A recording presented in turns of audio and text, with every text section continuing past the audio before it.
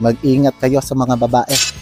Lalo na sa mga galawan nilang, I love you, I miss you, thank you for coming to my life, scam.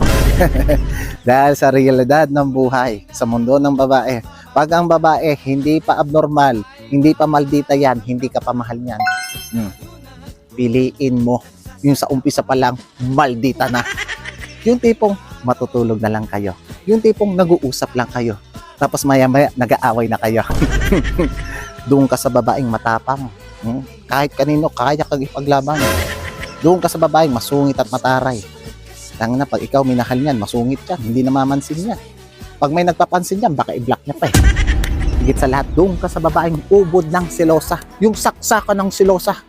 Maniwala ka sa akin, sa mundo niya, sa sariling mata niya, ikaw na yung pinaka-pogi, pinaka-gwapang nilalang sa buong mundo, sa balat ng langit at lupa. Kaya kung mamimili ka, doon ka sa babae pag tinignan mo sa labas, malambing at maganda. Pero sa loob, dragon.